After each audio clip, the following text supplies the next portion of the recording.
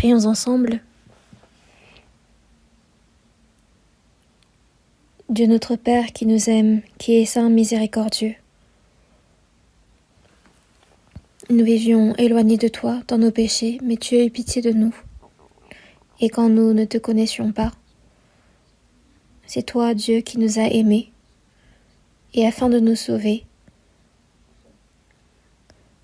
c'est le Seigneur Jésus qui a reçu le jugement et la malédiction que nous devions recevoir à notre place, et par son sang précieux, il nous a lavés éternellement tous nos péchés, afin que nous n'ayons pas à recevoir de jugement.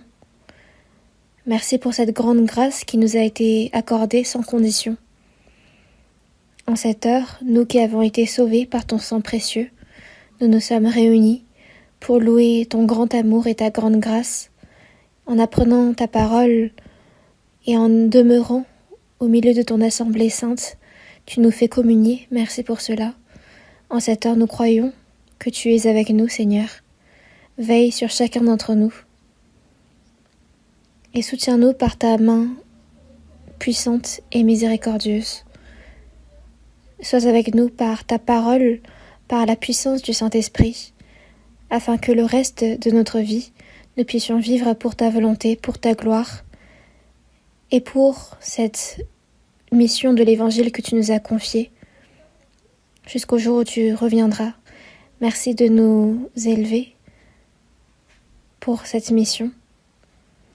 Les nombreuses églises du monde, tous les frères et sœurs qui, malgré les difficultés, gardent la foi et prêchent ton Évangile, sois avec chacun d'entre eux, garde-les, remplis-les davantage par ta puissance, afin que ils puissent être davantage utilisés pour l'Évangile et pouvoir ramener de nombreuses âmes encore, afin qu'ils soient sauvés. Et tous nos frères et sœurs qui sont repartis chez eux, dans leur ville natale, pour évangéliser leur famille, leurs proches, que ce soit une occasion précieuse pour prêcher l'Évangile, nous te prions d'être avec eux et de les aider. Tu nous donnes la parole dont nous avons besoin en ton temps, et tu nous montres la voie à suivre. En cette heure même, il y a cette parole, cette volonté sainte que tu souhaites nous faire connaître. Aide-nous à la comprendre davantage, et nous avons prié au nom de Jésus notre Seigneur. Amen. Nous allons chercher ensemble la Bible. C'est dans Matthieu, chapitre 20. L'Évangile selon Matthieu, chapitre 20.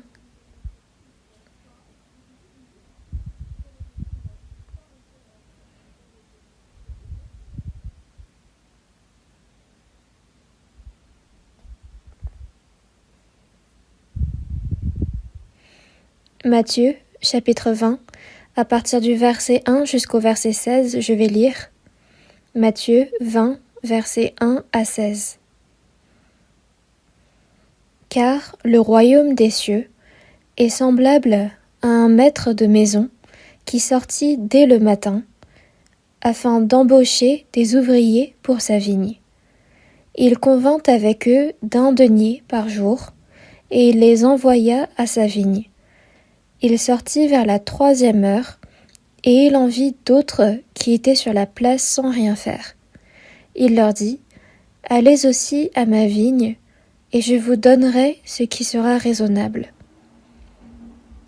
Et ils y allèrent. Il sortit de nouveau vers la 6e heure, et vers la 9e heure, et il fit de même. Étant sorti vers la 11e heure, il en trouva d'autres qui étaient sur la place, et il leur dit, « Pourquoi vous teniez-vous ici toute la journée sans rien faire ?» Ils lui répondirent, « C'est que personne ne nous a embauchés. »« Allez aussi à ma vigne, leur dit-il. » Quand le soir fut venu, le maître de la vigne dit à son intendant, « Appelle les ouvriers et paye-leur le salaire, en allant des 2 derniers aux premiers. » Ceux de la 11 heure vinrent et reçurent chacun un denier.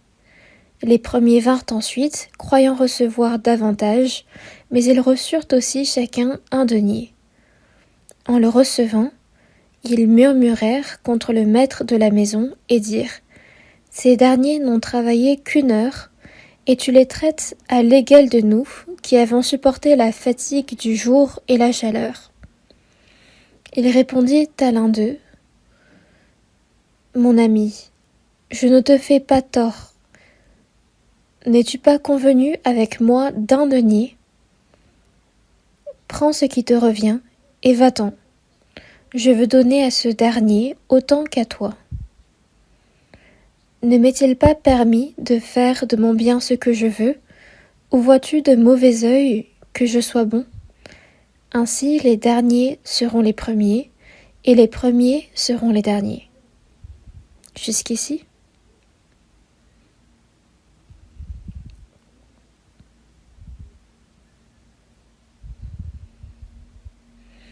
Parce qu'il a le nouvel an 2 fois. Je ne sais pas s'il faut se souhaiter bonne année ou pas, parce que je l'ai déjà dit une fois.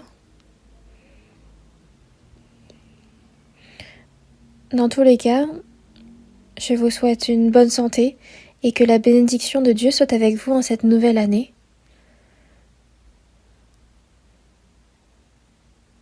Mais en soi, cette parole qui dit « Soyez bénis, recevez la bénédiction », c'est beau à entendre, beau à recevoir, mais en vérité, ce n'est pas tout le monde qui reçoit cette bénédiction.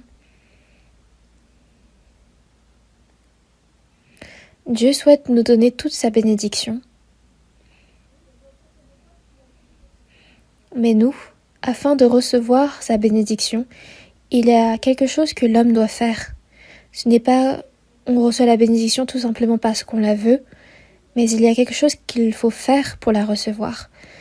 Dans Psaume chapitre 1, on voit ceux qui sont heureux. Et dans Matthieu chapitre 5, Jésus, quand il fait son sermon de la béatitude sur la montagne, il dit « Heureux les pauvres en esprit ».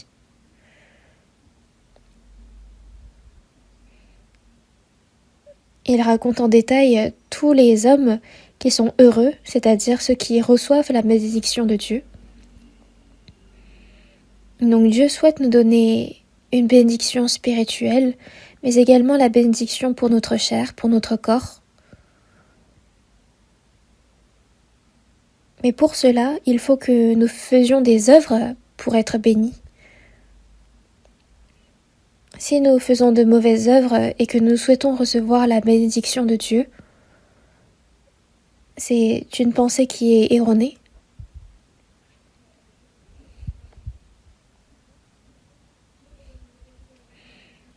En tant que chrétiens, quelles sont les bénédictions que nous pouvons recevoir en faisant des œuvres dignes d'être bénis? Si nous pouvons recevoir à la fois la bénédiction spirituelle et charnelle, ce sera tellement bien. Aujourd'hui, c'est à travers Matthieu chapitre 20 que nous venons de lire, que nous allons méditer sur cette parole que le Seigneur souhaite nous enseigner. C'est pourquoi le titre du sermon d'aujourd'hui, c'est « La justice de l'homme et la grâce de Dieu ». C'est ainsi que j'ai intitulé le sermon.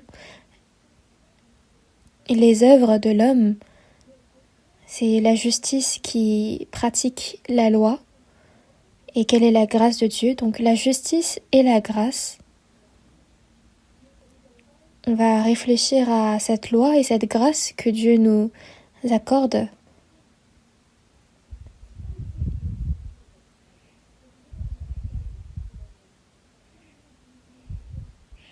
Jésus, afin de prêcher la parole importante de Dieu, a utilisé de nombreuses paraboles. La dernière fois également,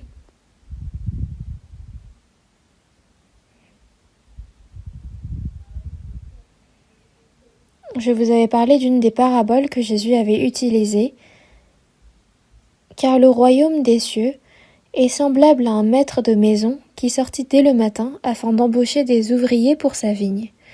Il y avait beaucoup de vignes qui étaient cultivées en Israël, et quand il devenait la saison pour récolter la vigne, ils embauchaient des ouvriers pour récolter les fruits de la vigne. Donc c'est exactement un exemple concret qui se passait à l'époque d'Israël que Jésus a pris pour prêcher son sermon. Donc, afin d'expliquer quelle est la grâce du royaume des cieux, Jésus a utilisé cette parabole. C'est une parabole qui est très importante, qui nous enseigne. Quand on lit, on a l'impression que c'est juste une histoire, mais en vérité, c'est un enseignement très important. Pour travailler dans la vigne, il y avait besoin de nombreux ouvriers.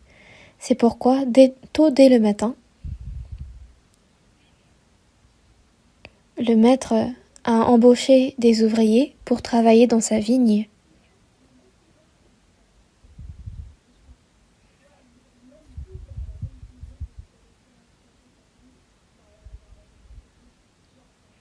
Donc dès le matin, le maître de maison appelle des ouvriers, puis il les envoie dans sa vigne pour travailler.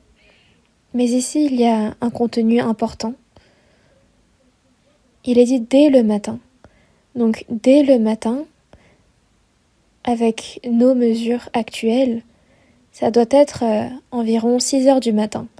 Donc dès que le soleil se lève. Puis il est dit à 3 heures, la 3e heure. Et la 3e heure qui est écrite dans la Bible, avec une autre horloge, c'est 9 heures du matin. Puis il est dit la 6e heure. Donc avec notre horloge actuelle, c'est midi. Puis la 9e heure, ça doit être à 15 heures. Puis la 11e heure, ça doit être à 17 heures de l'après-midi. Donc s'il est 17 heures, c'est que le travail prend fin. Donc de 6 heures du matin à 17 heures de l'après-midi, il y a des horaires différents. Donc à ceux qui ont été embauchés dès le matin, à 6 heures du matin, pour travailler dans la vigne, le maître de maison leur a promis un denier. Il est dit que quand c'est le fils aîné qui va travailler dehors, son salaire d'une journée, c'est un denier.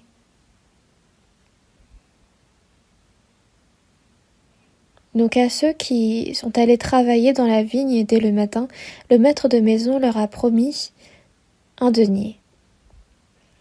Puis il a également embauché plusieurs autres ouvriers à différentes heures de la journée.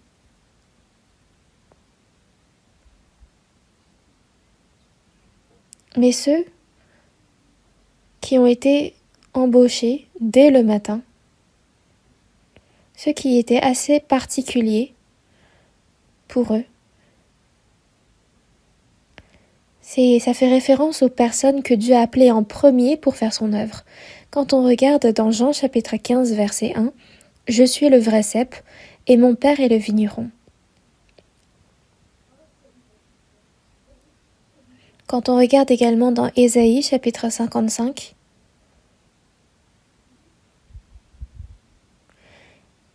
Dieu a comparé Israël avec une vigne.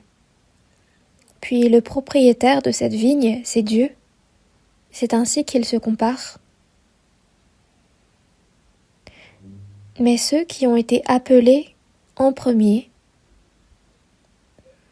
quand on regarde à la lumière de la Bible, c'est le peuple d'Israël.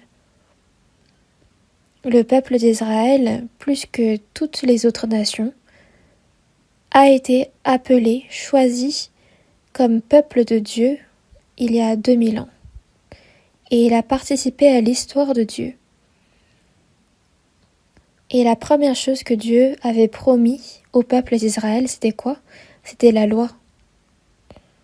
Avec les 10 commandements, il y a eu plein d'autres commandements encore. Mais quand on parle de la loi, c'est quand on pratique la loi, c'est exactement comme on la pratique que Dieu va récompenser.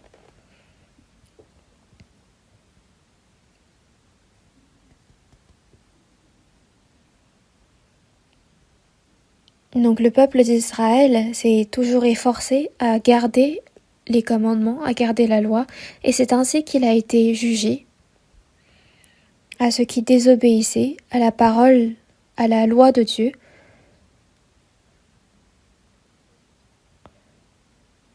à ceux qui enfreignaient la loi de Dieu, étaient maudits.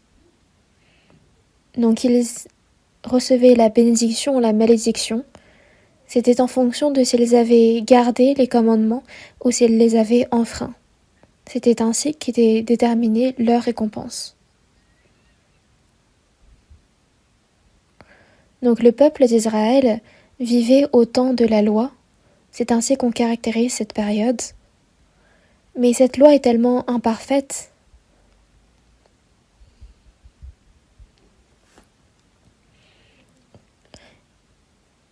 La loi ne peut amener l'âme au salut. Donc c'est en vérité à travers le peuple d'Israël que Dieu a montré que ce n'est pas par la loi, par les œuvres que l'on pouvait être sauvé. C'est pour cela que Jésus est venu. Jésus est à la même hauteur que Dieu. Dans Philippiens, chapitre 2, verset 5, il est dit « lequel existant en forme de Dieu ». Dieu, c'est le Saint-Père, le Saint-Fils et le Saint-Esprit. C'est une sainte trinité. Par notre propre pensée, nous ne pouvons réellement comprendre ce concept, mais il existe bel et bien le Père Saint, le Fils Saint et le Saint-Esprit. Et ces trois êtres coexistent. Dieu, c'est le Créateur des cieux et de la terre, et Jésus existe en forme de ce Dieu-là. C'est pour cela que dans Philippiens chapitre 2, versets 6 et 7, il est dit qu'il existe en forme de Dieu, mais qu'il n'a point regardé comme une proie arrachée d'être égal avec lui, mais il s'est dépouillé lui-même, en prenant une forme de serviteur, devenant semblable aux hommes. Donc Dieu est devenu homme. Jésus n'est pas un homme, c'est Dieu qui est devenu comme un homme. Si l'homme pouvait devenir comme une fourmi, est-ce qu'une telle chose pourrait se passer? Cela ne peut, mais Dieu, lui, peut devenir comme un homme. Pourquoi? Pour régler le problème de l'humanité. Le premier problème étant le péché. Et c'est afin de régler ce problème du péché concernant la désobéissance et la loi de Dieu. C'est pour cela que Jésus, revêtant la forme d'un homme, lui qui n'avait point de péché, dans Ésaïe chapitre 7 verset 14, « Voici la Vierge deviendra enceinte, elle enfantera un fils. » Jésus devait venir semblable aux hommes, mais afin de régler le problème de l'humanité, il ne fallait pas qu'il naisse sous Adam comme un pécheur, parce qu'un pécheur ne peut sauver un autre pécheur. Mais afin de naître comme un homme sans péché, il a emprunté le ventre d'une femme vierge, de Marie. Nous sommes nés pécheurs, mais Jésus, lui, dès sa naissance, était juste. Jésus n'a jamais péché, et c'est un homme qui a gardé complètement la loi de Dieu. Donc il a pris la forme d'un homme,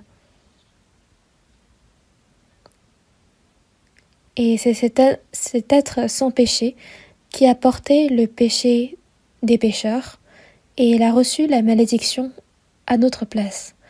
Quand on regarde dans Ésaïe chapitre 53 verset 6, « Et l'Éternel a fait retomber sur lui l'iniquité de nous tous. » Nous qui vivions dos à Dieu et qui vivions dans toutes sortes d'iniquités, Dieu a envoyé son Fils unique Jésus, qui a pris la forme d'un homme, et il a fait retomber sur lui l'iniquité de nous tous, nous y compris. Donc celui qui a fait retomber sur Jésus toutes nos iniquités, ce n'était pas nous, c'est Dieu lui-même. Ce n'est pas nos prières qui ont fait que nos péchés ont été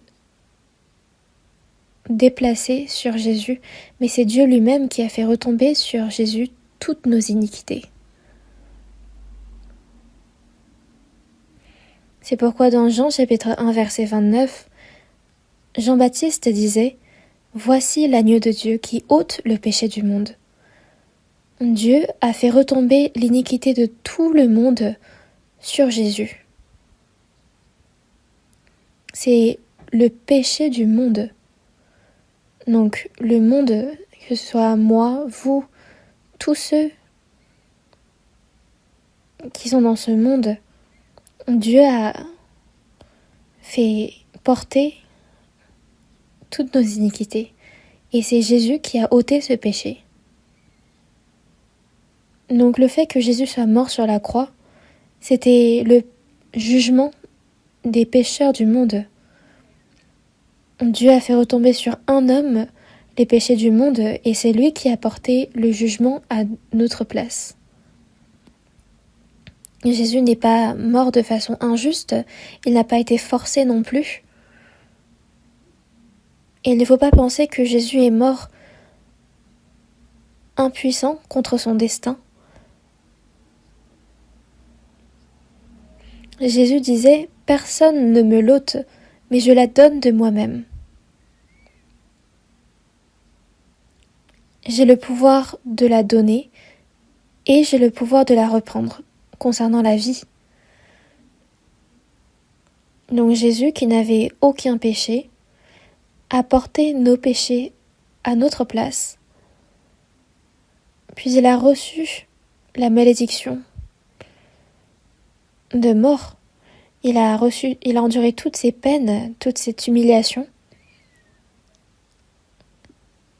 Il a reçu ce jugement de la croix. Il a porté lui-même sa croix, puis il est mort. De 21h à 3h du matin, pendant 6 heures, il était crucifié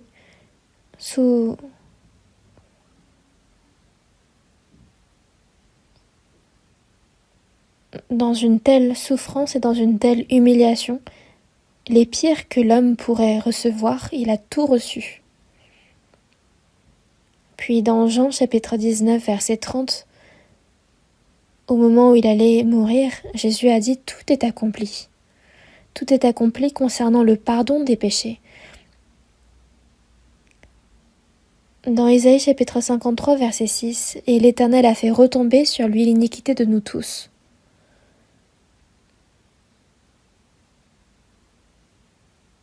Jésus a accompli le pardon des péchés, mais pour juger le péché, il fallait le salaire du péché, c'est-à-dire la mort. Donc Jésus a enduré tout ce salaire. Puis 3 jours plus tard, il a ressuscité. Mais il n'a pas ressuscité pour disparaître tout de suite après, mais il s'est montré à ses disciples. Donc il a montré par là qu'il pouvait apparaître comme il pouvait disparaître. Il n'était plus restreint concernant le temps et l'espace. Il a été ressuscité avec un corps spirituel. Il a rassemblé à lui tous les disciples qui étaient dispersés.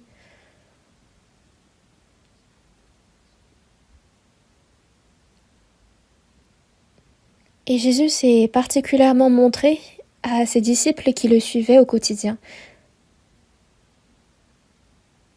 Il est dit dans 1 Corinthiens chapitre 15 verset 6 qu'il est apparu à plus de 500 frères à la fois. Ces personnes étaient des hommes qui suivaient Jésus au quotidien. Et parce que la rumeur courait comme quoi Jésus était ressuscité, de nombreuses personnes s'étaient rassemblées par curiosité. Et c'est à ce moment-là que Jésus s'était montré. Il est dit plus de 500 frères à la fois.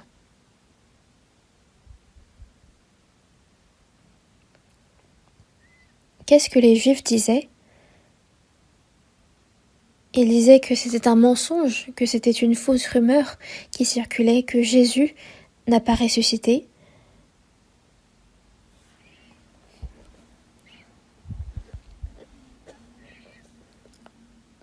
Que les disciples avaient tout simplement caché le cadavre de Jésus pour dire qu'il était ressuscité, qu'il n'était plus dans son tombeau.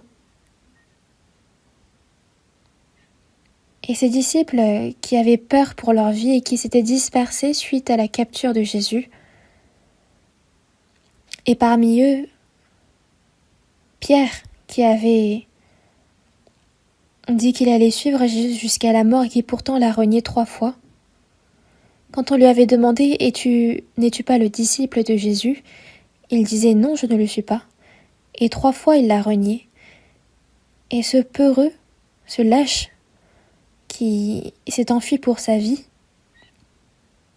est-ce que il ne répandrait pas le mensonge? Non.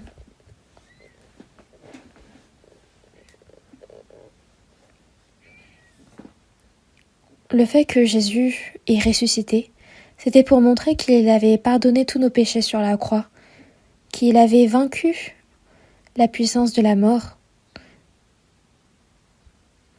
Et c'est par sa résurrection qu'il nous témoigne de cela.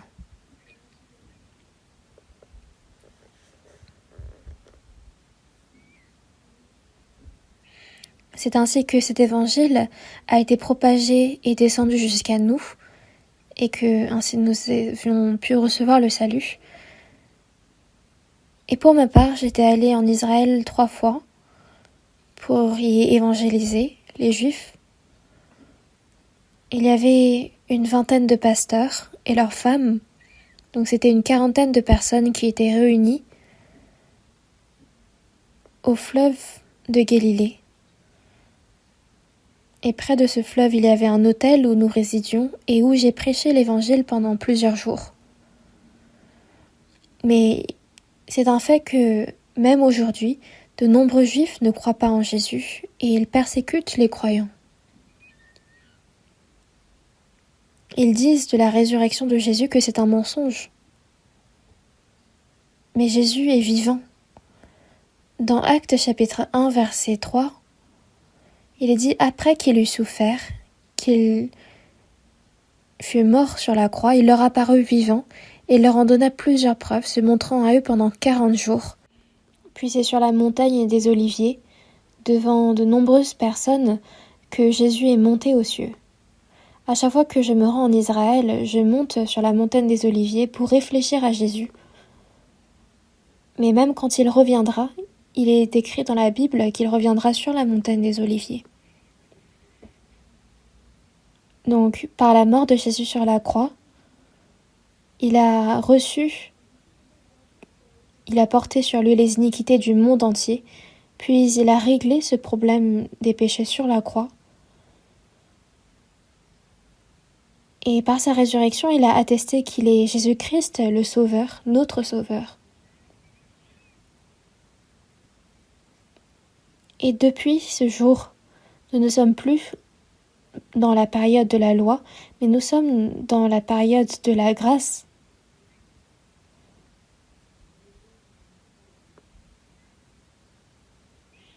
Auparavant, le peuple d'Israël, pour se faire pardonner leurs péchés, sacrifiait un veau ou un agneau chaque année. Mais en ce qui concerne le pardon des péchés, c'était tout simplement une image, une ombre de comment Jésus allait pardonner les péchés du monde entier une seule fois sur la croix. Mais parce que Jésus est désormais venu sur cette terre, il est mort sur la croix et il a accompli le pardon éternel des péchés. Désormais, c'est le temps de grâce qui a commencé. Le peuple d'Israël, c'était pendant 2000 ans à peu près qu'il vivait sous le temps de la loi, mais maintenant, nous ne sommes plus sous le temps de la loi, mais au temps de la grâce. C'est la grâce que Dieu nous accorde. C'est un temps où nous recevons la grâce tout simplement en croyant, en la recevant. Mais encore aujourd'hui, de nombreux juifs, mais pas seulement, de nombreux hommes, de nombreux religieux, croient que c'est par leurs œuvres, par leur zèle, qu'ils seront sauvés, et que de faire avec zèle, c'est ça de bien croire. Et quand je demande à ceux qui disent croire en Jésus, croyez-vous? Ils ne disent pas je crois, ils disent oui, je vais à l'église. Mais ce n'était pas ça la question. La question c'est est-ce que vous croyez? Et c'est pas parce qu'on fréquente l'église qu'on croit. Ils croient que de bien fréquenter l'église, c'est de croire, et d'être zélé que d'être sauvé. Si par exemple ils fréquentaient l'église puis après ils arrêtent de fréquenter, est-ce que ça veut dire qu'ils ne croient plus? Non, c'est que de base, c'était faux. Ceux qui fréquentent bien l'église, ceux qui font bien la dîme, ceux qui font les services, ils pensent que s'ils sont zélés dans ces choses, ils croient fermement et leur foi est bonne. Et c'est comme les pharisiens qui pensaient que s'ils respectaient bien la loi, ils pouvaient être sauvés et aller au royaume des cieux. Et je le sais bien, vu que moi aussi avant mon salut, je vivais une telle vie.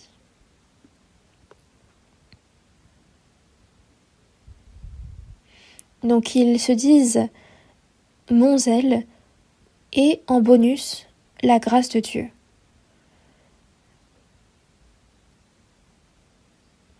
Donc en fait ils ajoutent leur justice et la justice de Jésus pour penser à aller au royaume des cieux. Mais c'est là une pensée tout à fait totalement erronée.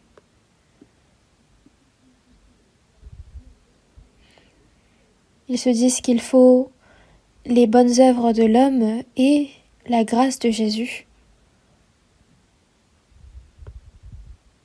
Mais c'est ça quand on dit que c'est un faux évangile, un autre évangile. Voyons ensemble Galates chapitre 1.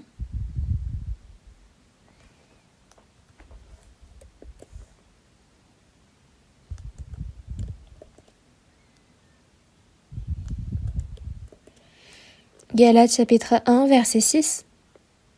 Je vais lire.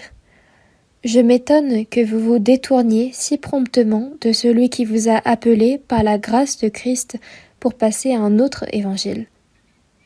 Non pas qu'il y ait un autre évangile, mais il y a des gens qui vous troublent et qui veulent renverser l'évangile de Christ. Mais quand nous-mêmes, quand un ange du ciel annoncerait un autre évangile que celui que nous vous avons prêché, qu'il soit anathème.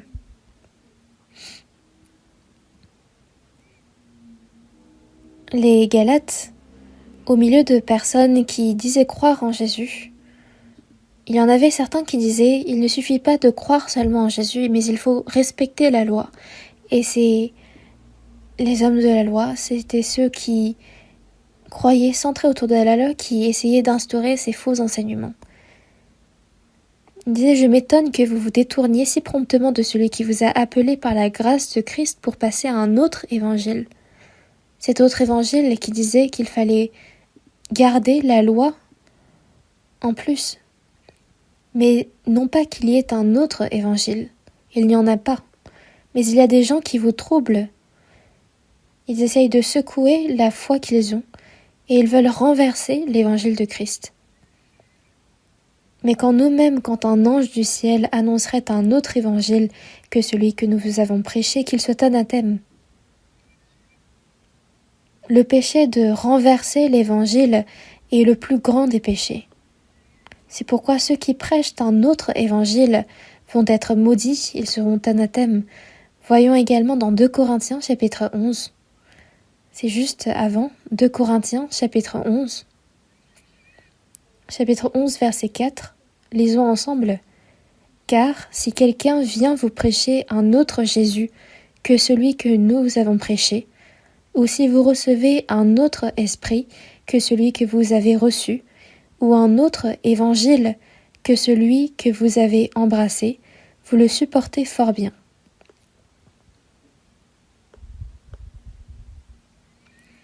Ici, il est dit, si quelqu'un vient vous prêcher un autre Jésus que celui que nous avons prêché. Un autre Jésus que celui que nous avons prêché. Jésus est Jésus, mais c'est un autre. Qu'est-ce que cela signifie? C'est que c'est un faux. On dit que c'est un faux.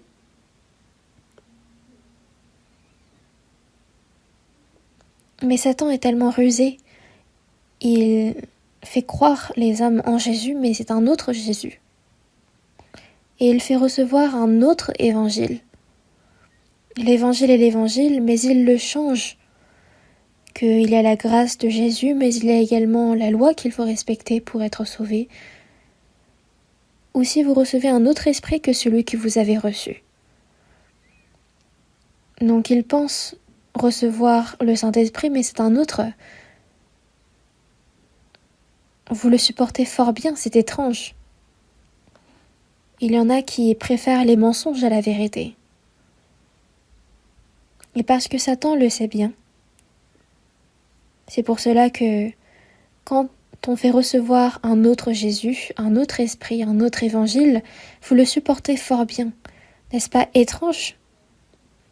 Mais au verset 13, dans 2 Corinthiens chapitre 11 verset 13, ces hommes-là sont de faux apôtres, des ouvriers trompeurs, déguisés en apôtres de Christ. Et cela n'est pas étonnant, puisque Satan lui-même se déguise en ange de lumière.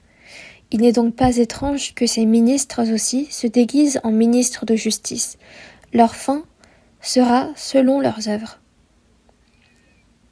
Un autre Christ, un autre esprit, un autre évangile, ceux qui prêchent ces faux témoignages sont des faux apôtres. Les apôtres sont ceux qui prêchent l'évangile de Dieu, mais il y a des faux apôtres, des ouvriers trompeurs, déguisés en apôtres de Christ.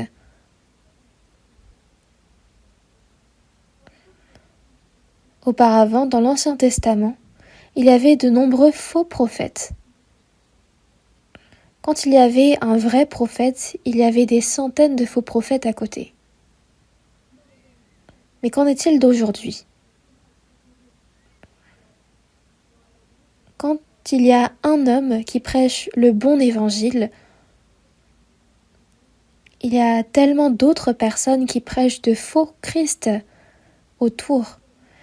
Et tellement ils sont nombreux, on ne sait distinguer le vrai du faux. Donc ceux qui sont déguisés en apôtres de Christ, Satan lui-même se déguise en ange de lumière. Satan, s'il se manifestait sous sa forme originelle, qui pourrait l'accepter? Si on dit de dessiner Satan, on va lui dessiner des yeux effrayants, des dents pointues, des griffes. On le dessinerait de façon horrible, laide. Mais si c'était ainsi qu'il se manifestait devant les hommes, qui le recevrait?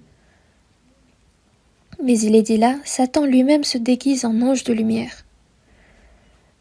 De façon belle, de façon attirante. Et il revêt toutes les caractéristiques qui plaisent aux hommes pour se montrer à eux. Il n'est donc pas étrange que ces ministres aussi se déguisent en ministres de justice. Leur fin sera selon leurs œuvres. Les ministres de Satan se déguisent en ministres de justice. C'est une parole difficile. Si on connaît mal la Bible, alors il nous sera difficile de distinguer le vrai du faux. C'est pour cela que le faux envahit ce monde. Vous savez où abondent les trompeurs? C'est au milieu des religieux. Et c'est ainsi qu'ils envahissent la vraie foi. Voyons ensemble dans Actes chapitre 15. Actes chapitre 15.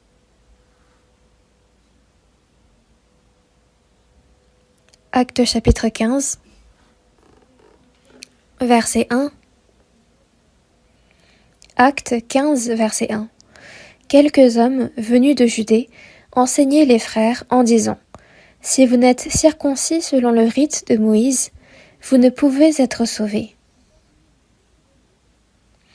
Paul et Barnabas eurent avec eux un débat et une vive discussion.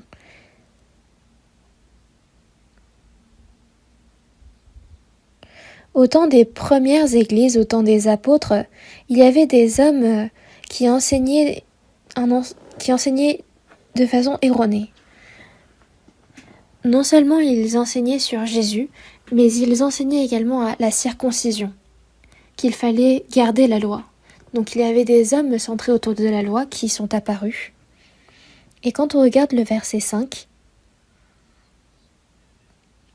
alors quelques-uns du parti des pharisiens qui avaient cru se levèrent en disant qu'il fallait circoncire les païens et exiger l'observation de la loi de Moïse. Donc ça a commencé dès les premières églises. La circoncision s'appliquait seulement au peuple d'Israël au temps de l'Ancien Testament. Mais une fois qu'on a reçu le salut et qu'on est né de nouveau, alors c'est qu'on a déjà reçu la circoncision spirituelle. Mais il fallait circoncire les païens, c'était ce qu'il disait, et exiger l'observation de la loi de Moïse.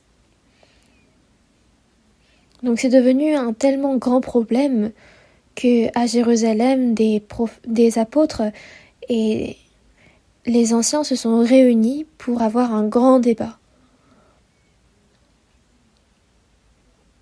Donc ils ont dénoncé les faux enseignements de ces hommes centrés autour de la loi, puis ils les ont complètement rectifié, ces fausses croyances.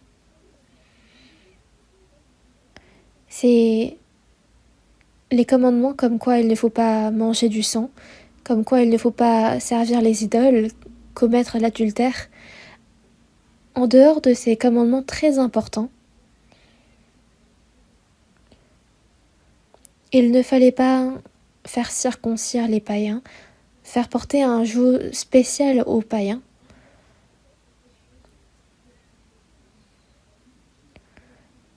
Parce que sinon, cela signifierait que nous-mêmes, une fois pour être sauvés, il fallait qu'on soit circoncis, qu'on fasse un rite spécial, mais ce n'est pas le cas.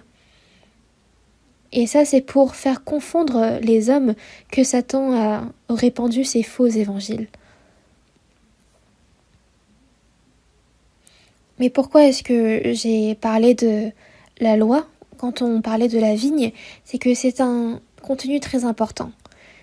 C'est qu'il y a des ouvriers qui travaillaient dans la vigne dès le matin et d'autres qui les ont rejoints au milieu de la journée. Mais ce qui est important, c'est que ceux qui sont venus travailler dès le matin, puis ceux qui sont venus travailler avant que le soleil se couche. La 11e heure, c'est 17h de l'après-midi. Donc juste avant que le travail se termine, cette personne qui les a rejoints à 17h est une personne qui a seulement travaillé 1 heure. Mais le soleil s'est couché, le travail s'est terminé, et il est désormais temps de calculer le salaire de chacun. Le maître de la vigne a dit « Appelle les ouvriers et paye-leur le salaire en allant des derniers aux premiers. Les derniers, c'est ceux qui ont travaillé seulement 1 heure, et ceux de la 11e heure sont venus, et ils reçurent chacun 1 denier. Donc ceux qui ont également travaillé dès le matin ont reçu 1 denier.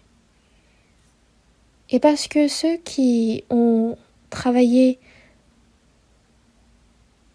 les derniers ont reçu 1 denier, semblable à ceux qui étaient venus en premier. Au début, ceux qui étaient venus travailler dès le matin ont dû penser dans leur tête « Ah, s'ils reçoivent 1 denier, c'est que nous on doit recevoir sûrement 20 deniers. » Mais voyant que eux-mêmes s'étaient vus attribuer 1 denier, ils ont commencé à murmurer. La justice de l'homme, c'est de récompenser celui qui est arrivé en premier. Mais le maître de la maison, non seulement il a appelé le dernier en premier, mais il a donné de façon étonnante un même denier au dernier, à ce qui est arrivé à la 9e heure, à la 5e heure, tout pareil.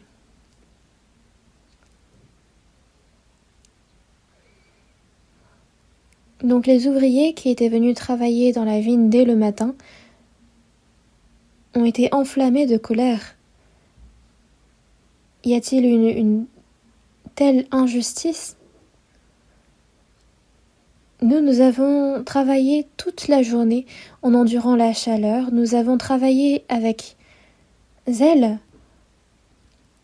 mais ces personnes qui nous ont rejoints pour travailler seulement 1 heure, tu nous récompenses de la même manière. Est-ce que tu ne devrais pas nous donner plus ? Et qu'est-ce que le maître a répondu ? Je n'ai rien fait de mal envers toi. Ne t'avais-je pas promis 1 denier ? Donc je te récompense en fonction de ce que je t'ai promis. Et à ce dernier, qui nous a rejoints en dernier, le fait que je lui donne 1 denier, c'est ma volonté. C'est mon libre arbitre. C'est mon argent et je le donne comme je le veux. Est-ce que tu regardes mon bien en mal ?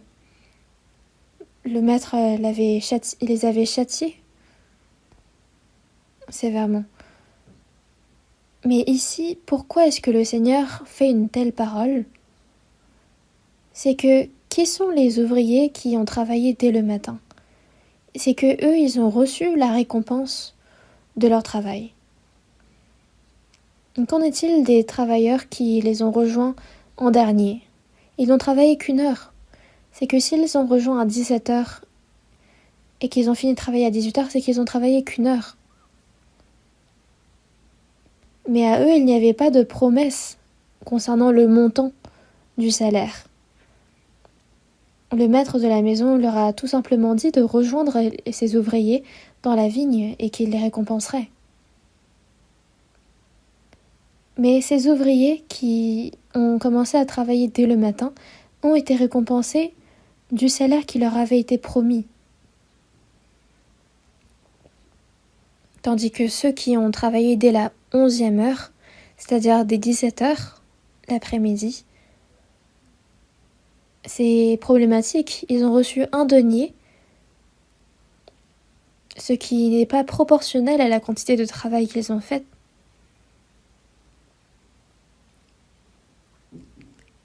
Et ce 1 denier que le maître de maison a donné à ces derniers, ce n'était pas un salaire proportionnel au travail qu'ils ont fourni. Si cet ouvrier retournait chez lui, il a sa femme, ses enfants, toute sa famille qui meurt de faim. C'est des personnes qui se nourrissent du salaire d'un jour. Voyons ensemble Matthieu chapitre 20. Chapitre 20, verset 6.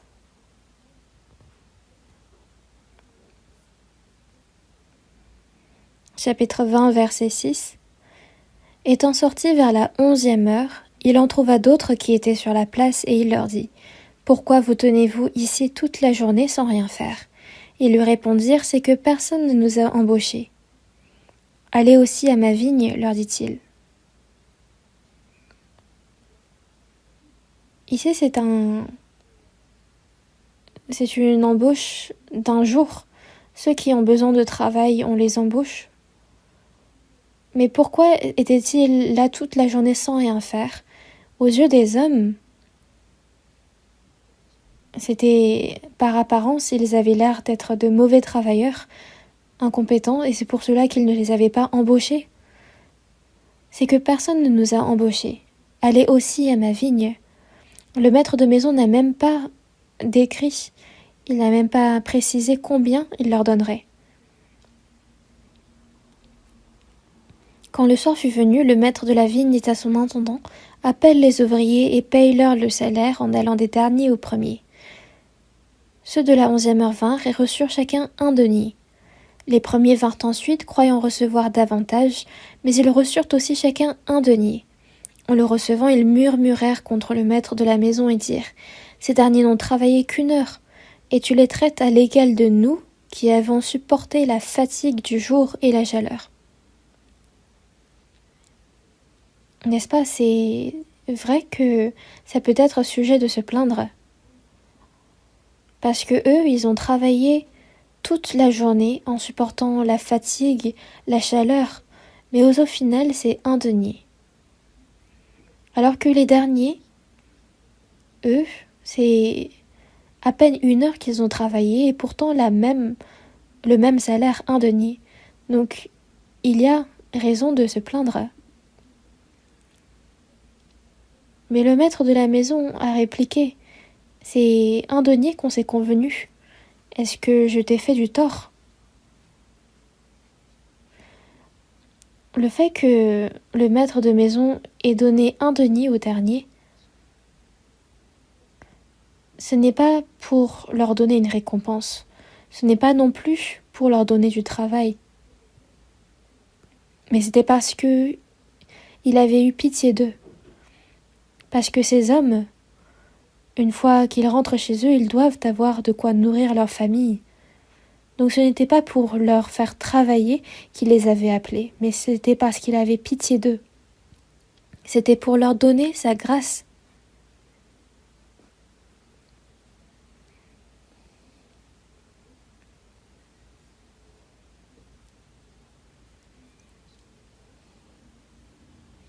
Donc cette parole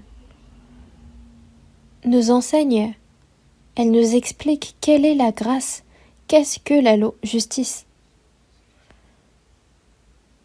La loi, c'est quand on fait quelque chose avec zèle, on est récompensé du travail qu'on a fourni, tandis que la grâce, c'est sans travail qu'on nous fait grâce. C'est Dieu qui nous le donne.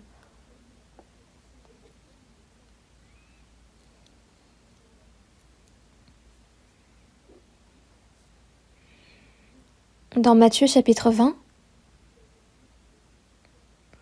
voyons ensemble.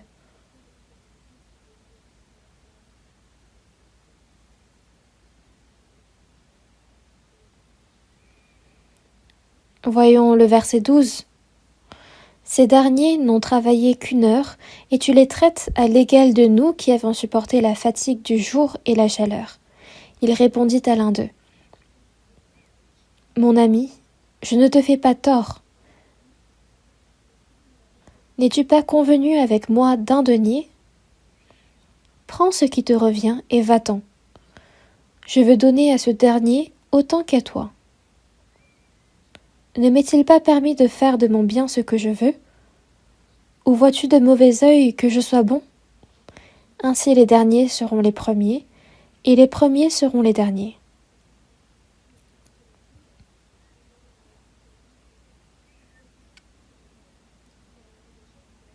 Donc, à ceux qui sont arrivés les derniers, le maître de maison a récompensé en premier, tandis que les premiers arrivés, eux, ce n'est pas la grâce, c'est tout simplement le salaire qui leur a été dû en fonction du travail qu'ils ont accompli. Donc ça nous explique un point important sur notre salut. Parce que le plus important dans notre vie, c'est bien de recevoir le salut, n'est-ce pas? Nous, ce n'est pas parce que nous avons gardé le commandement, la loi de Dieu, ou que nous avons fait de telles bonnes œuvres, mais il n'y avait rien que nous puissions faire. Il n'y a nul d'entre nous qui a reçu le salut par sa propre justice, par ses bonnes œuvres. Dans Romains chapitre 3 verset 10, selon qu'il est écrit, il n'y a point de juste, pas même un seul. Il n'y a personne de juste devant Dieu. Dans Romains chapitre 3 verset 23, car tous ont péché et sont privés de la gloire de Dieu. Tous ont péché. Tous sont privés de la gloire de Dieu. Ils ne peuvent entretenir une bonne relation avec Dieu. Donc il n'y a personne qui peut être juste en gardant la loi de Dieu. Non par les œuvres de la loi, parce que nul chair ne sera justifié par les œuvres de la loi. La loi nous donne la compréhension du péché. Dieu ne nous a pas donné la loi pour la garder, car il est impossible aux hommes de garder sa loi. Quand on regarde tout simplement les 10 commandements, on a vu qu'on les a tous enfreints. Est-ce que c'est parce que nous n'avons pas tué physiquement des hommes que nous ne les avons pas tués? Il est dit dans Matthieu que ceux qui haïssent leurs frères sont des meurtriers. Moi, je n'ai pas commis d'adultère, mais ceux qui commettent l'adultère dans leur cœur l'ont déjà commis en vérité. Donc si on a déjà convoité dans notre cœur, on a déjà commis un adultère, si on a rien qu'avec le cœur, on a déjà commis le péché, donc comment est-ce possible pour nous de garder ces commandements? Nulle chair ne sera justifiée par les œuvres de la loi.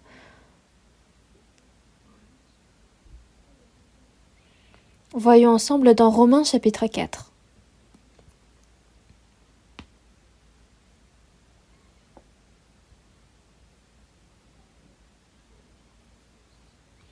Romains chapitre 4 verset 4.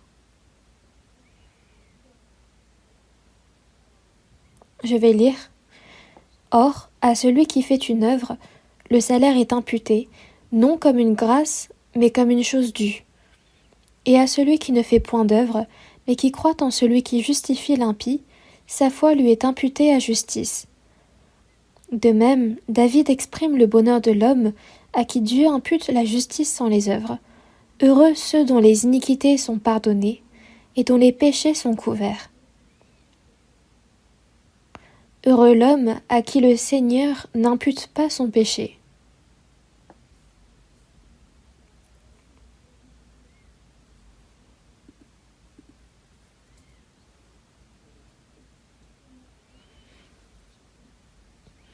Donc heureux celui qui ne fait point d'œuvre, mais qui pourtant, dont la foi est imputée à justice. Nous n'avons pas fait de bonnes œuvres, nous ne sommes pas justes, et pourtant Dieu nous rend justes. Jésus est mort sur la croix en versant son sang, et quand nous croyons en ce fait, c'est cette foi qui nous est imputée à justice.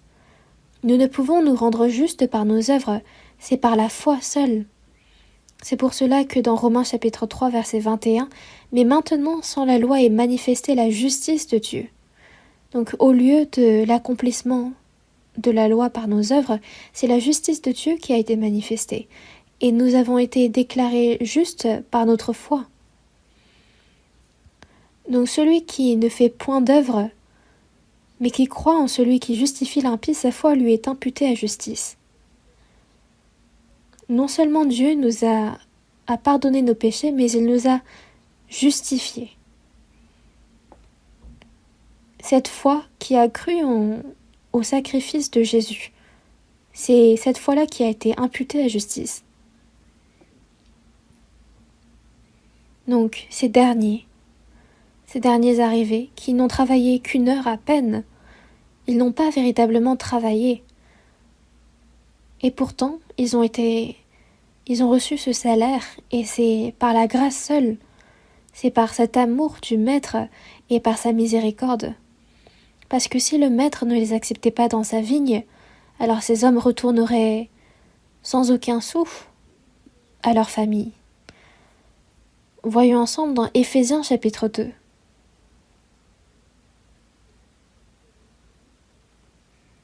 Éphésiens chapitre 2.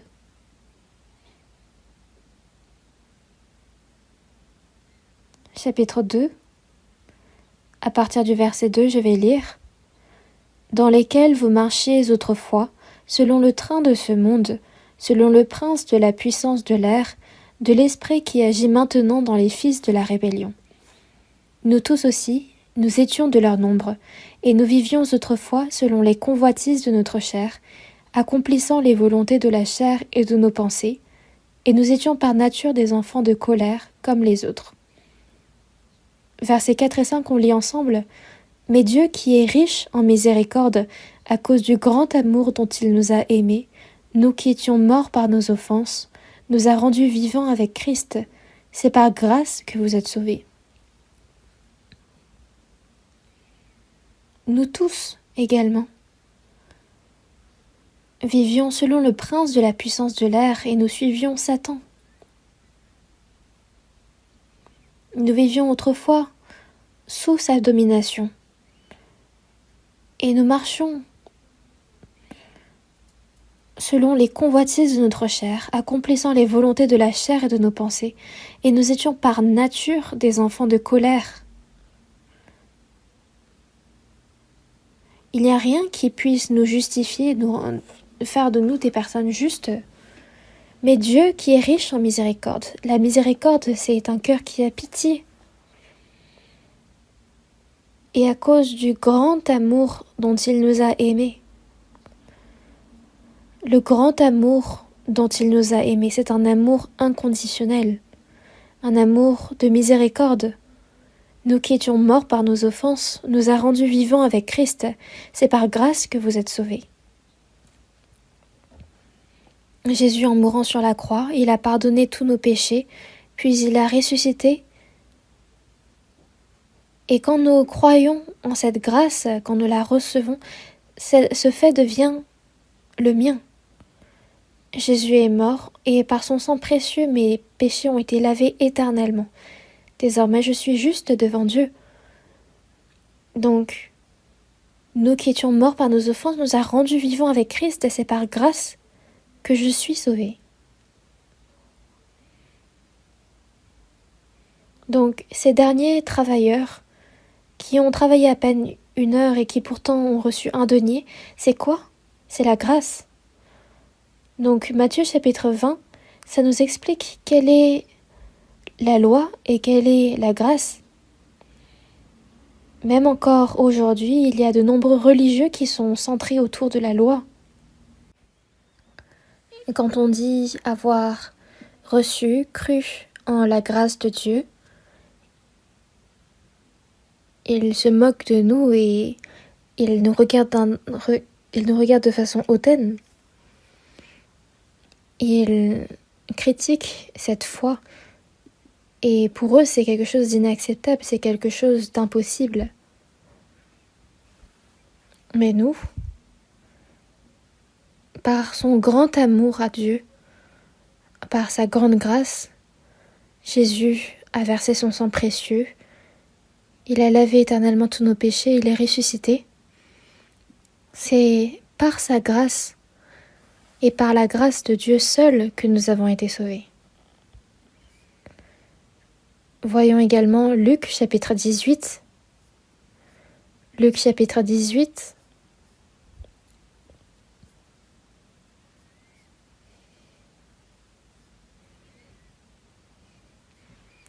Luc chapitre 18, du verset 9.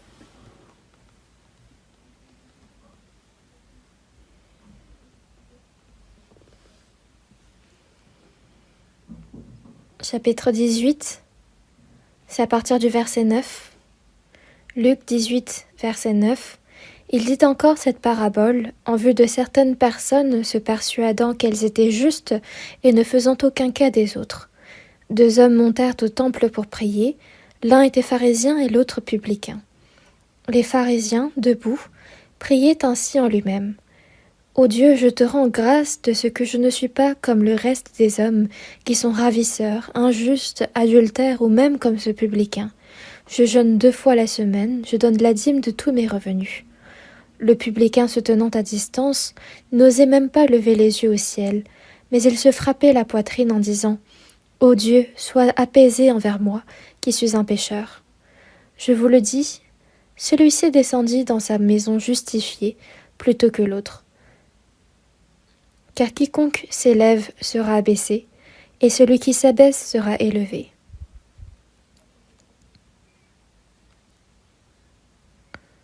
Jésus parle de ce pharisien et de ce publicain qui se rendirent tous deux au temple pour prier. Mais il y en a un, le pharisien, qui se tenait debout, les mains écartées, la tête levée vers le ciel, qui disait « Ô Dieu, je te rends grâce de ce que je ne suis pas comme le reste des hommes, qui sont ravisseurs, injustes. Je ne suis même pas comme ce publicain, merci pour cela. » N'est-ce pas incroyable? Cet homme ne mentait pas, il faisait exactement comme il le disait. Tandis que ce publicain, lui, se tenait à distance, il ne pouvait même pas relever sa tête, il se frappait la poitrine en disant « Ô Dieu, sois apaisé envers moi qui suis un pécheur. » Mais il est dit, c'est que qui a été justifié? C'est le publicain. Le publicain, lui, qui était un homme malhonnête, qui s'enrichissait à partir des taxes du peuple. Ce publicain, lui-même, était venu au temple pour prier en se frappant la poitrine. Je suis un pécheur. Et Dieu l'a justifié. N'est-ce pas quelque chose d'illogique? Comment est-ce possible qu'entre le pharisien et le publicain, ce soit le publicain qui ait été justifié? C'est parce que le pharisien, lui, se tenait devant Dieu en montrant sa justice, sa bonté. Même si je jeûne 2 fois la semaine, je donne la dîme de tous mes revenus, je ne fais aucune mauvaise œuvre,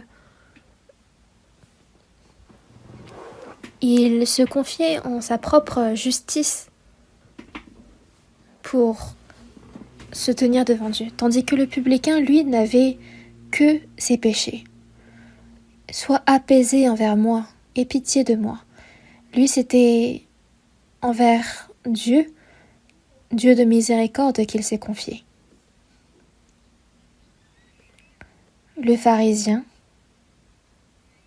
est semblable à ces travailleurs qui ont été dans la vigne dès le matin. Regardez combien je suis juste. Comment pouvez-vous me comparer avec ces travailleurs qui sont arrivés pour travailler qu'une seule heure? Mais il faut bien savoir que nul ne sera justifié par ses œuvres. Et c'est seulement par l'amour, le grand amour de Dieu par lequel il a miséricorde envers nous. C'est par cet amour-là que Jésus est mort sur la croix pour nos péchés. Donc de croire en cette vérité, c'est ça le salut.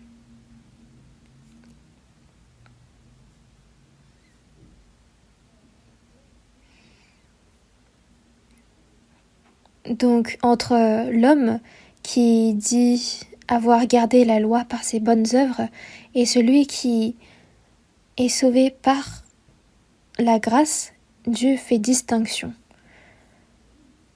Dans Luc chapitre 15, on voit le fils prodigue qui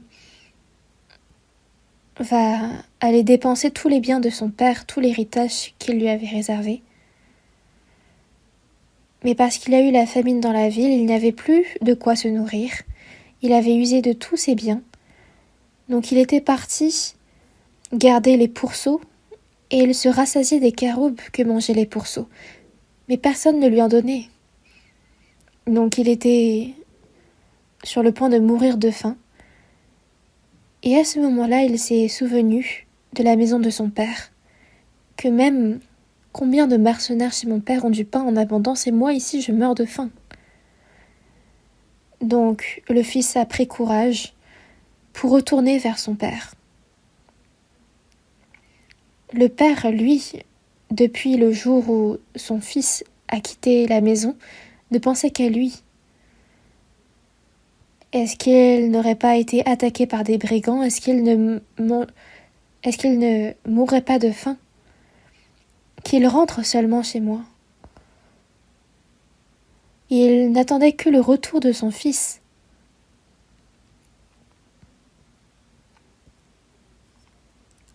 Et donc il se tenait dehors, hors de sa maison, mais il voyait un homme mendiant qui venait au loin. Mais la silhouette ressemblait à celle de son fils. Il l'a tout de suite reconnu et il s'est précipité vers lui. Il est dit dans la Bible que c'est le père qui a couru vers lui. Et le fils confesse: Mon père, j'ai péché contre le ciel et contre toi. Je ne suis plus digne d'être appelé ton fils. Je ne suis plus digne d'être appelé ton fils, traite-moi comme l'un de tes mercenaires. Le fils suppliait son père de le traiter comme un de ses mercenaires. Mais le père a dit: Tu es mon fils, apportez vite la plus belle robe et l'en revêtez. Mettez-lui un anneau au doigt et des souliers aux pieds, amenez le veau gras et tuez-le. Car mon fils que voici était mort et revenu à la vie. Le père était tellement dans la joie, il a juste pris son fils dans ses bras. tandis que son fils aîné était dans les champs. Et quand il revint et approcha de la maison, il entendit la musique, les danses, des cris de joie. Donc il est allé appeler un de ses serviteurs et demander ce que c'était. Ton frère est de retour, et parce qu'il l'a retrouvé en bonne santé, ton père a tué le veau gras. Le grand frère s'est mis dans une grande colère. Il refusait de rentrer dans la maison. Comment est-ce possible qu'il y ait une telle chose? Le père est sorti pour l'amadouer. Ton frère que voici était mort et revenu à la vie. C'est pour cela qu'il est bon pour nous de s'égayer et de se réjouir. Mais le fils aîné, qu'a-t-il répondu? Voici, il y a tant d'années que je te sers sans avoir jamais transgressé tes ordres, et jamais tu ne m'as donné un chevreau pour que je me réjouisse avec mes amis.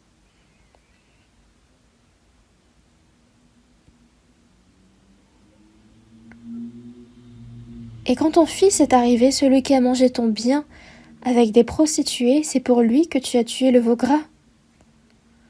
Ce fils aîné, le frère du fils prodigue, à quoi a-t-il pensé en premier? Ce fils aîné a pensé à ses œuvres, et en voyant son père accepter son frère prodigue qui a dépensé tous ses biens, qui était devenu comme un mendiant, pour lui ce n'était pas acceptable. Donc entre ces religieux centrés autour de la loi, ceux qui s'appuient sur leurs œuvres, et ceux qui au contraire ont reçu la grâce, c'est ça qu'explique cette parabole. Puis on peut voir également dans le livre de Genèse chapitre 4 l'histoire de Caïn et Abel. Caïn, lui, c'est par les fruits de sa culture qu'il a offert un sacrifice à Dieu, sauf que Dieu ne l'a pas reçu. Sans doute que de tous les fruits de sa culture, il a offert les meilleurs à Dieu, et pourtant Dieu ne l'a pas reçu. Tandis que son petit frère Abel, lui, a attrapé un agneau de son troupeau et il l'a offert à Dieu. Dieu, quand mes parents ont péché, quand ils se cachaient à cause de la honte de leur péché, pour couvrir leur honte, Dieu, tu as tué des animaux et tu leur as revêtu d'habits de peau. Regarde Dieu, désormais vois le sang qui cache mes péchés. Dieu lui-même a dû être surpris. Comment Abel a-t-il compris cela? C'est pour cela qu'il a accepté, tandis que Caïn, lui, ne comprenant pas, s'est enflammé de colère et il a tué son frère. Il est devenu le premier meurtrier de l'humanité. Puis il y a également Ésaü et Jacob. Ésaü, c'est le grand frère. Donc il avait cette bénédiction, ce droit d'aînesse qui lui a été réservé. Son père lui a dit un jour: « Je te prie, prends tes armes, ton carquois et ton arc, va dans les champs et chasse-moi du gibier. Quand tu me feras un mets comme j'aime, je te bénirai avant que je ne meure. » Ésaü est parti chasser, et la mère d'Ésaü et de Jacob avait entendu cette discussion, et elle était du côté de Jacob. Du coup, elle a préparé un mets.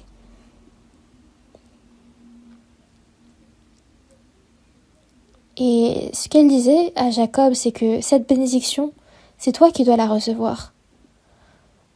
Mais comment est-ce possible que je la reçois alors que je ne suis pas le fils aîné? Tu peux le recevoir. Va me prendre au troupeau 2 bons chevreaux. J'en ferai pour ton père un mets comme il aime. Et toi, tu n'as qu'à le porter à ton père pour qu'il mange. Et c'est ainsi que Jacob a volé la bénédiction qui était réservée au fils aîné d'Ésaü.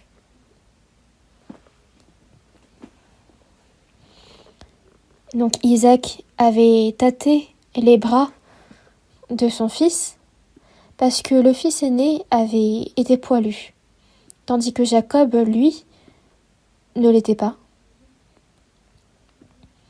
Mais la mère avait déjà prévu cela, donc il avait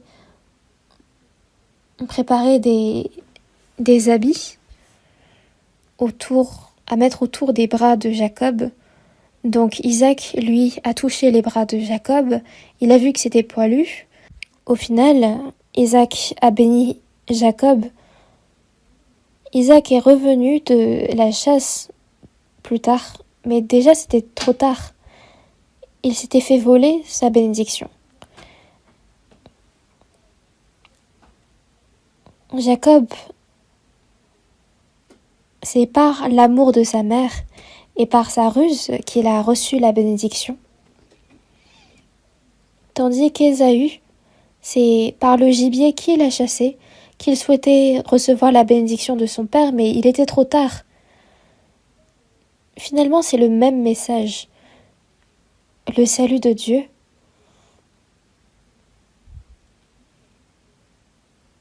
Entre ceux qui essayent de recevoir la grâce de Dieu par leurs propres œuvres, voyons ensemble dans Romains chapitre 9.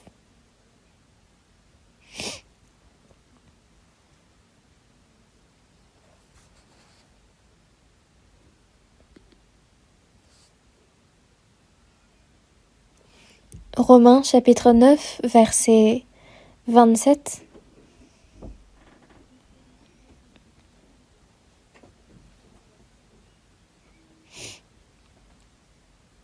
Romains chapitre 9, verset 30. Que dirons-nous donc?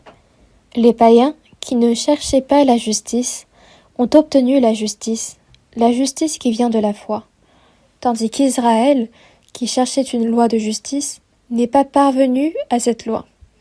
Pourquoi? Parce qu'Israël l'a cherchée, non par la foi, mais comme provenant des œuvres. Ils se sont heurtés à la pierre d'achoppement.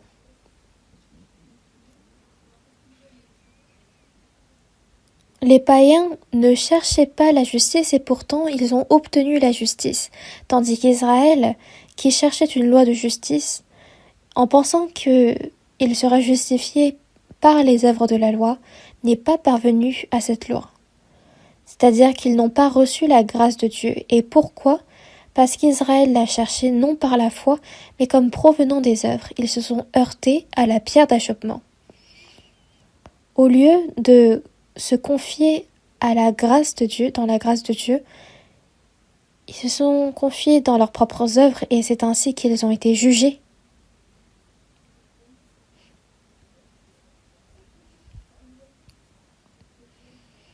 Donc, parmi les ouvriers qui ont travaillé dans la vigne, entre les premiers travailleurs et les derniers qui ont travaillé seulement 1 heure,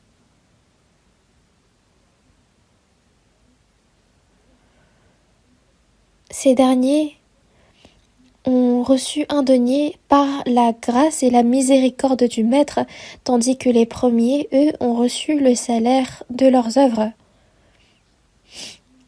Par là, cette parabole nous explique quelle est la grâce de Dieu.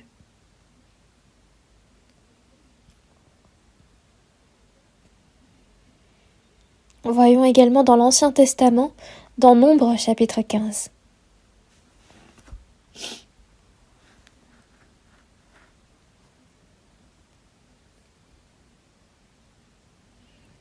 Nombre chapitre 15, verset 32.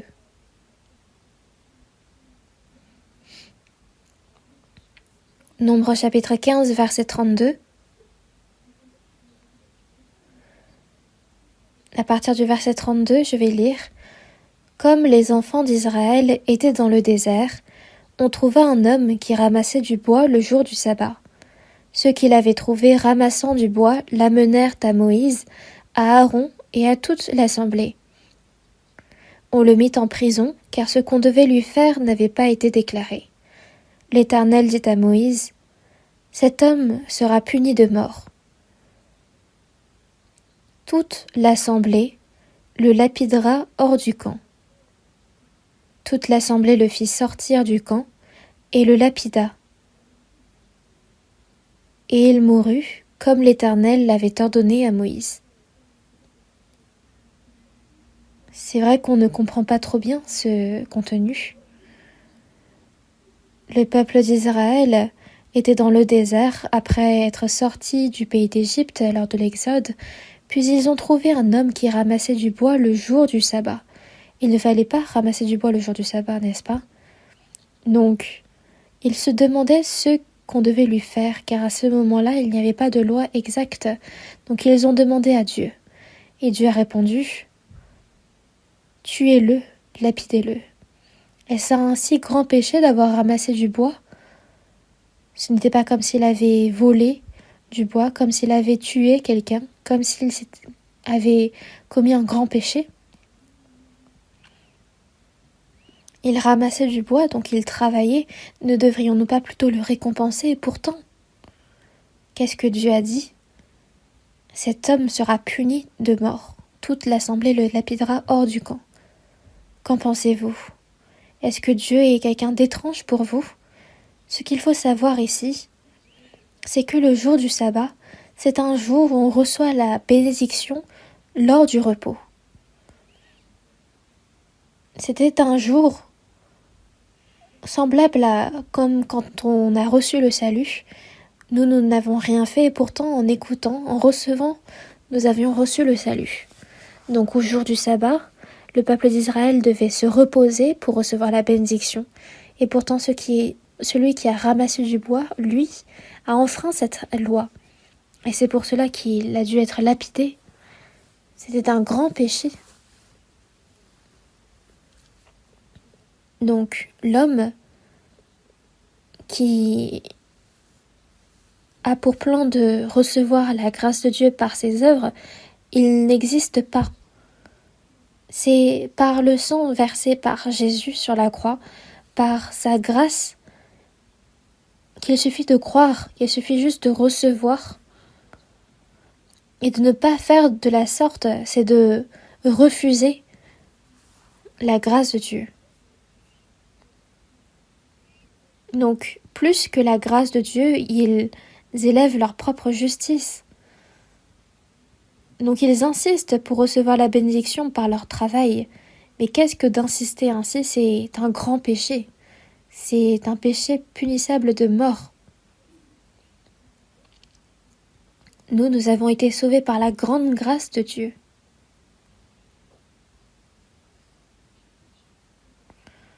Nous, c'est à la 11e heure, avant que le soleil se couche, que nous sommes entrés dans cette vigne. Et il nous a même pas été donné suffisamment de temps pour travailler, et pourtant nous avons reçu ce même denier, nous avons été justifiés. Donc ici, désormais, il y a un point sur lequel nous devons réfléchir. Quelles étaient les œuvres de ceux qui vantaient leurs œuvres pour se justifier? Il y en a beaucoup. Même parmi ceux qui ne sont pas sauvés, il y en a beaucoup qui souhaitent faire de bonnes œuvres. Il y a également les religieux qui essayent de vivre de façon correcte moralement, éloignés du péché. Mais il y a un problème ici. Dans Romains chapitre 5, verset 10, il est dit que avant d'être sauvés, nous étions ennemis de Dieu. Alors que nous sommes ennemis de Dieu, est-ce possible de faire quelque chose de bien pour Dieu? Est-ce que vous pensez que Dieu va apprécier? Dans Colossiens chapitre 1 verset 21, il est dit « Et vous qui étiez autrefois étrangers et ennemis par vos pensées et par vos mauvaises œuvres, il vous a maintenant réconciliés par sa mort dans le corps de sa chair. » Jésus est mort entre moi et Dieu, et il a établi cette réconciliation par sa mort. Qu'est-ce que de réconcilier? Comment? C'est par sa mort dans le corps de sa chair. Tandis que lorsque nous étions ennemis, est-ce que par quelques bonnes œuvres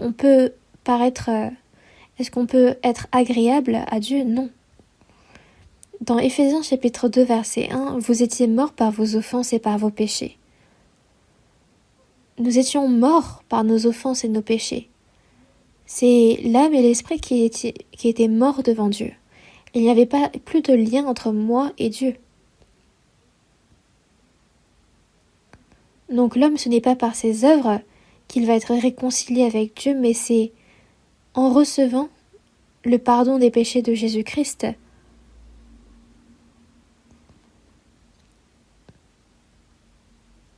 C'est ainsi que par la grâce, on est sauvé. Il faut que l'âme et l'esprit qui étaient morts auparavant naissent de nouveau pour être agréables à Dieu. Mais quand nous sommes morts, nous ne pouvons l'être. Puis quand on regarde également dans Actes chapitre 26, verset 18, quand on reçoit le salut, on passe de la puissance de Satan à Dieu. Donc ceux qui ne sont pas sauvés sont sous la puissance de Satan. Et en étant dans cet état-là, ils souhaitent faire quelque chose pour Dieu.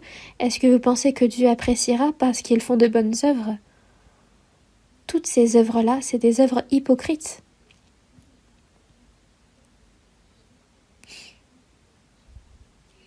Donc dans Romains chapitre 3 verset 20, « Car nul ne sera justifié devant lui par les œuvres de la loi. » C'est certain.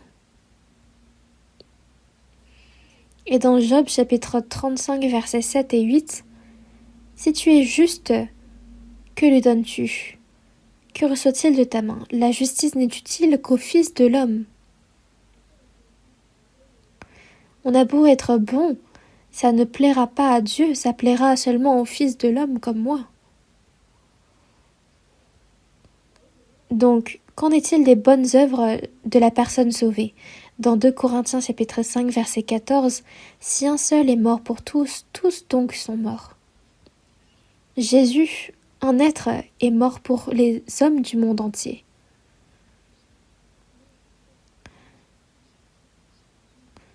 Donc si un seul est mort pour tous, tous donc sont morts. Et pourquoi est-ce que un seul homme est mort pour tous? C'est Jésus qui est mort pour nous, n'est-ce pas? Et par sa mort, tous ceux qui sont nés de nouveau, tous ceux qui sont vivants désormais, ne vivent plus désormais pour eux-mêmes. Mais ils vivent pour celui qui est mort pour eux. Donc les bonnes œuvres que pratiquent les chrétiens sauvés sont différentes des bonnes œuvres que les morts font. Parce que Jésus est mort pour nous. Désormais, le reste de notre vie, nous pouvons vivre pour lui, mourir pour lui. Dans Romains chapitre 14, versets 7 et 8, en effet, nul de nous ne vit pour lui-même, et nul ne meurt pour lui-même. C'est ça la suite, n'est-ce pas? Si je vis pour toi. Si je meurs pour toi. Que je vive ou meure, je suis à toi. Si je vis pour le Seigneur. Et si je meurs pour le Seigneur. Que je vive ou meure, je suis au Seigneur. C'est ça la vie d'un chrétien sauvé. C'est ça la vie correcte, la bonne vie de foi d'un chrétien.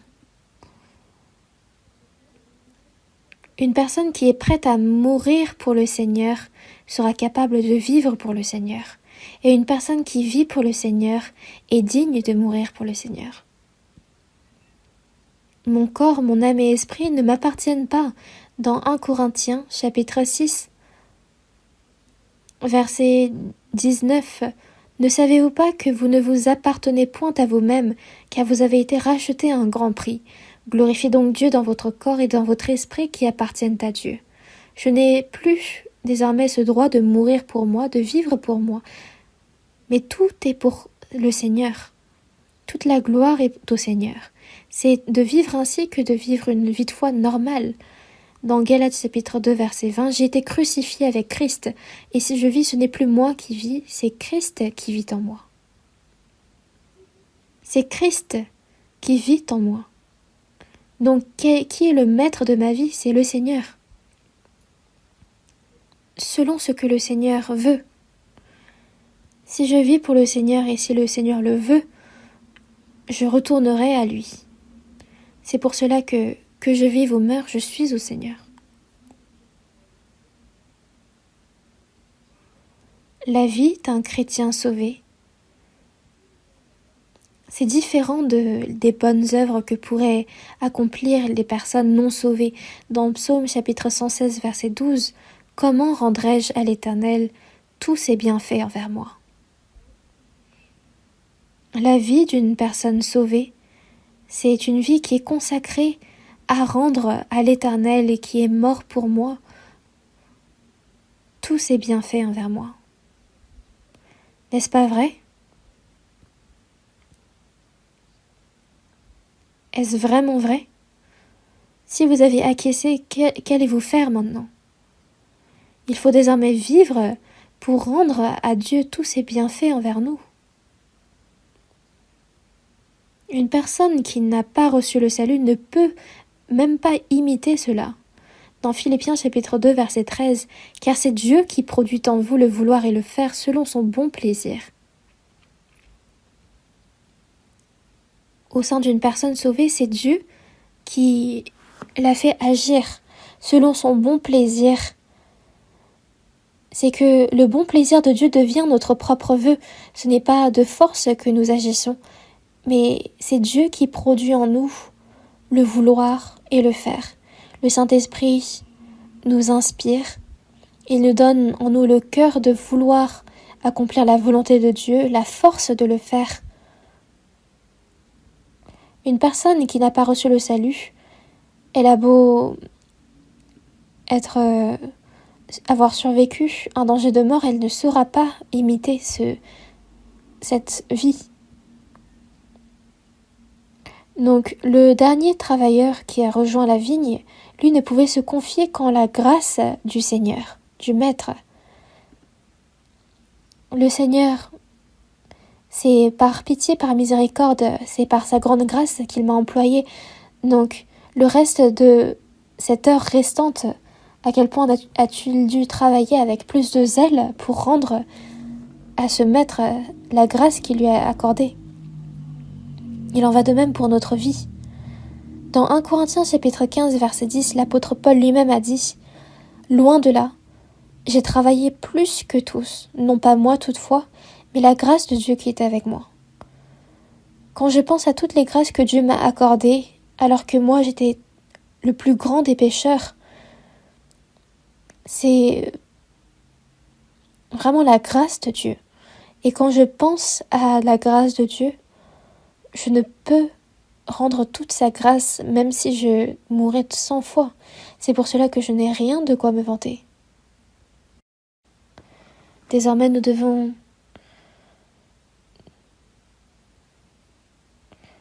vivons une vie de foi du chrétien.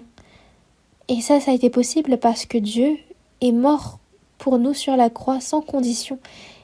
Et il nous a donné cette espérance du royaume des cieux sans condition, par sa grâce. Désormais, le reste de notre vie, que devons-nous faire? Pour la gloire de Dieu, pour la volonté du Seigneur. C'est avec tous nos efforts que nous devons vivre une telle vie. Prions. Dieu notre Père qui est miséricordieux, nous qui vivions éloignés de toi dans nos péchés, nous qui étions tes ennemis, qui étions dans nos iniquités, tu nous as aimés en premier. Et c'est à notre place que le Seigneur a reçu la malédiction. Il a lavé éternellement tous nos péchés, sans condition. Merci pour cette grande grâce. Désormais, notre corps, notre cœur, notre âme et notre esprit t'appartiennent. Aide-nous afin que nous puissions vivre le reste de notre vie pour ta gloire, selon ta volonté. Guide-nous. Nous avons prié au nom du Seigneur Jésus-Christ. Amen.